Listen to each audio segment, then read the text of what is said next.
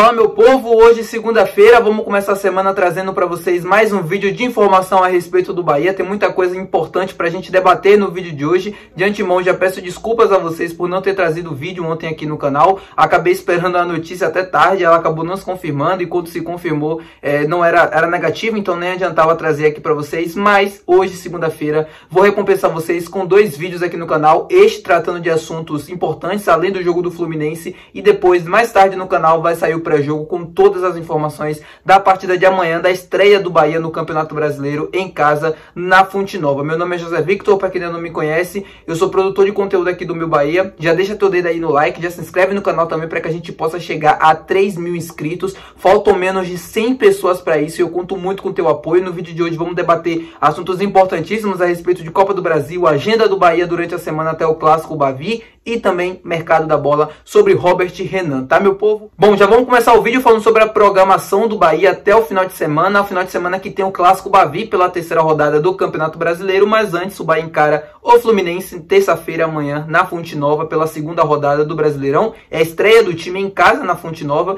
e o Bahia precisa dar uma resposta para o seu torcedor depois de uma derrota difícil para o Internacional. Semana cheia, semana de trabalho todos os dias, sem folga. O técnico Rogério Ceni e sua comissão, dessa vez com a semana cheia, obviamente, com 2 jogos, não vai dar folga a ninguém do elenco. Acho decisão totalmente acertada. É uma semana muito importante e decisiva para o Bahia. Apesar de estar no início do Campeonato Brasileiro, e aqui não é querendo criar um cenário de terra arrasada, né, de tempestade em copo d'água, mas é uma semana muito importante para o Bahia, para o seu torcedor também. O Bahia vai ter, logo amanhã, o campeão da Libertadores pela frente, né, terça-feira na Fonte Nova, um time super difícil, e termina a semana disputando o Clássico Bavi. O Bahia precisa do triunfo amanhã para dar resposta, como eu falei para vocês, e logo na sequência também já tem um Clássico no Barradão, onde o Bahia perdeu 2 vezes até aqui na temporada. Ou seja, é semana de quebrar tabu. Eu postei lá no Instagram do Meu Bahia, para quem ainda não viu, o Rogério Ceni atuando contra equipes comandadas pelo Fernando Diniz, com ele obviamente na beira do campo, nunca conseguiu um resultado positivo. Ou seja, o técnico do Bahia vai precisar quebrar um tabu pessoal amanhã para conseguir sair com os 3 pontos. Lembrando que naquele triunfo do Bahia diante do Fluminense, o técnico Fernando Diniz nem viajou a Salvador, ele ficou no Rio de Janeiro, se não me engano estava suspenso, e o Fluminense foi comandado pelo seu auxiliar. Ou seja, teremos que quebrar tabus amanhã na Fonte Nova para conseguir sair com os 3 pontos, que são super importantes. O Bahia vai fazer uma semana completa de trabalho, não vai dar folga a ninguém, como eu expliquei para vocês. Decisão acertada do técnico Rogério Ceni, trabalhando obviamente em 2 turnos, em um período, para se preparar bem para essa semana, para conseguir os resultados positivos. Bom, meu povo, agora vamos falar sobre Copa do Brasil. O Bahia que conhece o seu adversário na terceira fase da competição no dia 17, quarta-feira, agora, a partir das 2h30 da tarde, lá na sede da CBF no Rio de Janeiro. Tava ficando preocupado porque a CBF não define a data, não define horário, já estava chegando do sorteio, mas enfim, foi definido agora pela Confederação Brasileira de Futebol. O Bahia que está no primeiro pote do sorteio, né, e vai enfrentar um adversário do segundo pote, um adversário mais frágil. Lembrando que essa decisão por pote é definido pelo ranking da CBF e o Bahia obviamente está melhor colocado do que os demais e vai para o pote 1. Eu vou colocar aqui na tela os possíveis adversários do Bahia nessa fase da competição, mas obviamente os mais tradicionais são Vasco, Sport e Vitória. São os 3 mais complicados, entre aspas, desse segundo pote. A gente vai ter podemos ser na verdade alguns confrontos interessantes, outros confrontos nordestinos também. O próprio Souza da Paraíba, que vem conseguindo fazer uma campanha histórica, o CRB, que foi um adversário super difícil que a gente enfrentou no Rei Pelé pela Copa do Nordeste, além claro do Vitória, né, que a gente enfrentou nas finais do Campeonato Baiano e não deu muito bom. O Sport que a gente enfrentou e foi muito bem na Fonte Nova, mas enfim, agora um outro momento de decisão e de volta. Tem o Vasco da Gama também, que está tentando, assim como o Bahia, ter equilíbrio na temporada, adversário também complicado. Ou seja, não teremos vida fácil, na verdade poderemos ser, somos favoritos contra grande parte desse pote 2, mas com exceção para mim de Vasco e Vitória, eu acho que as coisas são niveladas, por mais que contra o Vitória, eu acho que o desnível técnico entre as equipes é muito grande, mas enfim, o Bahia não vem conseguindo exercer essa superioridade técnica em relação ao seu rival no Campeonato Baiano. Eu sei que Copa do Brasil é uma competição completamente diferente e o Bahia almeja estar entre as finais, pelo menos é isso que o elenco passa para o torcedor nos vídeos de bastidores da fase 1 e da fase 2, foi um elenco que almejou o título, falou sobre estar na final, sobre a comemoração. O momento era muito bom naquele momento, eu sei, mas enfim, eu acho que isso ainda continua sendo objetivo. Para o Bahia, que nunca conseguiu avançar das quartas de final da competição, para mim, chegar às semifinais já seria um passo muito bem dado. Seria um passo grande para um time que não consegue chegar a essa fase da competição desde que ela foi criada. Obviamente, eu sei que o título é o que o torcedor tem que almejar e eu também almejo, sonho com isso, até porque pela história do Bahia condizente, o Bahia precisa voltar a ser protagonista no futebol brasileiro. E lembrando, a Copa do Brasil também dá vaga direta a Copa Libertadores da América, competição que o Bahia não disputa desde 1989, desde quando foi campeão brasileiro, né, o segundo título da nossa história. E, enfim, a Copa do Brasil é uma competição super importante, até pela questão financeira também, é muito boa, a premiação é muito boa. Eu sei que hoje para o Bahia isso não é o maior problema, mas enfim, sempre está faturando para aumentar a caixa, para aumentar orçamento, é sempre importante para fazer também grandes contratações, para o Grupo City não perder apenas dinheiro, e isso também conta bastante, como eu já expliquei para vocês aqui diversas outras vezes no canal. Enfim, é isso.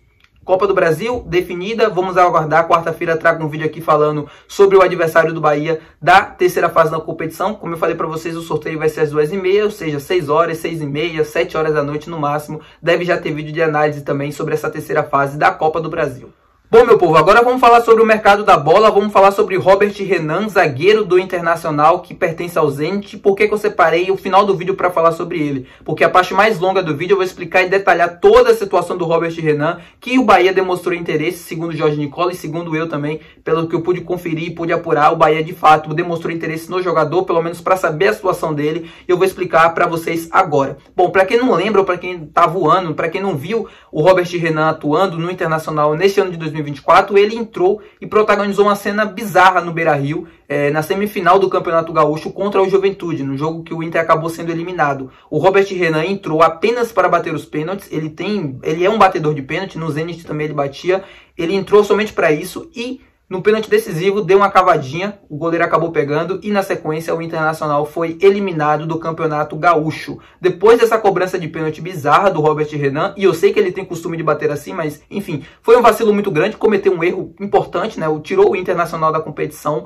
Ele praticamente foi afastado do Internacional. Oficialmente o Inter não falou nada, mas ele não faz mais parte dos planos do técnico Cudê. Ele não entra em campo desde aquele pênalti, não está sendo relacionado sequer para os jogos. Ele que fazia parte desse time, ele foi uma das principais contratações do clube, foi recebido inclusive com festa no aeroporto quando ele chegou. É um jovem, é bastante promissor, se eu não me engano ele foi da base do Corinthians, zagueiro canhoto, tem bastante agilidade, você vê ele sempre vídeo dele, lá na Rússia driblando os atacantes, saindo jogando bem. É um zagueiro que tem um perfil de jogo ideal para o que o Bahia quer implementar para o Grupo City, obviamente. É por isso que o Bahia consultou o jogador, por saber da importância dele para esse modelo, para esse sistema de jogo. É um zagueiro construtor, é um zagueiro que tem habilidade para sair jogando, coisa que é raro de se ver no futebol moderno hoje em dia. O Robert Renan é jovem, como eu falei para vocês, cometeu esse erro e agora está escanteado no Internacional. Ele, como eu falei para vocês, oficialmente o Inter não falou que vai rescindir contrato, não falou que está afastado, mas todo mundo sabe, todo mundo da mídia gaúcha também fala sobre isso. Ele pertence ao Zenit da Rússia e tem contrato de empréstimo com o Internacional, ou seja, o contrato que ele tem com o clube gaúcho é de empréstimo, por isso a transferência dele para qualquer outro clube do Brasil, neste momento da temporada, é impossível, é inviável, porque ele teria que rescindir o contrato dele com o Internacional, ou seja, ele voltaria a ser jogador do Zenit, e aí qualquer outra transferência do Zenit para um clube brasileiro seria considerada uma transferência internacional. Mas obviamente isso não impede o Bahia de continuar monitorando o jogador, a situação dele no Internacional até o final, né? A janela internacional se abre em julho, ou seja, o Bahia poderia monitorar o jogador até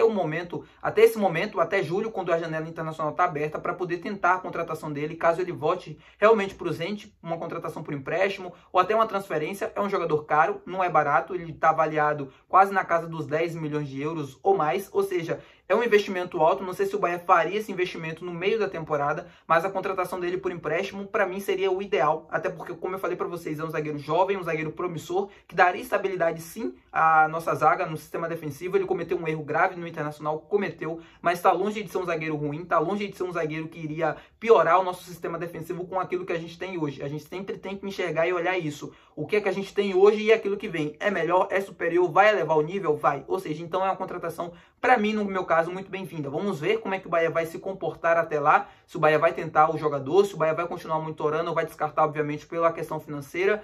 Poderemos ver e poderemos aguardar essa situação e, obviamente, qualquer atualização eu vou trazer aqui para vocês sempre no canal, como eu estou trazendo agora. Eu estou trazendo esse interesse do Bahia porque, cara, é um zagueiro que interessa, e quando eu vi o Robert Renan meio que sendo jogado de escanteio lá no Internacional, eu já projetei, já imaginei que o Bahia poderia ser um dos interessados pelo sistema de jogo, pelo aquilo que ele oferece também. Não só o Bahia, o Atlético Mineiro, o Fluminense, o Corinthians também demonstraram interesse no jogador para consultar, para saber a situação dele no Internacional, obviamente, para tentar a contratação contratação dele no meio da temporada, quando a gente já vai estar praticamente se encaminhando para o segundo turno no Campeonato Brasileiro. A gente precisa de reforços para ontem e essa janela de abril está aberta até o dia 19, ou seja, faltam pouquíssimos dias, faltam 4 dias para o Bahia tentar a contratação de mais algum jogador. Eu espero ainda que chegue mais algum jogador, mas, cara, se não chegar, é muita letargia. Eu espero que até lá a gente consiga trazer mais algum reforço para ajudar essa equipe a ser mais competitiva. A gente viu a estreia do jogo contra o Internacional, a gente já viu o que aconteceu, ou seja, precisamos reforçar. O Bahia que ainda aguarda a chegada do Iago, que se lesionou lá no Augsburg da Alemanha, mas já deve voltar a campo no próximo jogo, não foi nada grave, e ele vai estar à disposição aqui, se ele não se lesionar até o final da temporada, faltam poucos jogos, perdão, ele deve chegar aqui sem lesões, deve chegar inteiro, foi uma pancada no pé, nada além disso, não foi nada grave, nada que comprometa o seu desempenho aqui no Bahia. E lembrando, ele vai chegar com uma temporada inteira nas costas no futebol europeu, lá na Alemanha, lá na Bundesliga. Assim como aconteceu com o Gilberto na temporada passada, que não conseguiu render muito por questões físicas. Essa temporada o Gilberto também vem decepcionando, não vem jogando bem, esperava que ele conseguisse render mais, coisa que não está acontecendo, tá, meu povo? É isso, espero que vocês tenham gostado desse vídeo um pouco mais rápido, um pouco mais informativo para vocês. Daqui a pouquinho vai sair um vídeo de pré-jogo aqui no canal dessa partida de amanhã contra o Fluminense na Fonte Nova, com todas as informações, obviamente, do Bahia e do próprio Fluminense. Agora, com o Campeonato Brasileiro fica mais fácil para a gente conseguir, para a gente buscar informações a respeito dos adversários, e é isso que eu vou tentar trazer para vocês. O Fluminense, que deve vir com alguns desfalques. Vou informar tudo para vocês no vídeo de daqui a pouco. Até mais, tá, meu povo? É isso, muito obrigado por sua companhia, muito obrigado por assistir até aqui, e até o próximo vídeo, até daqui a pouco.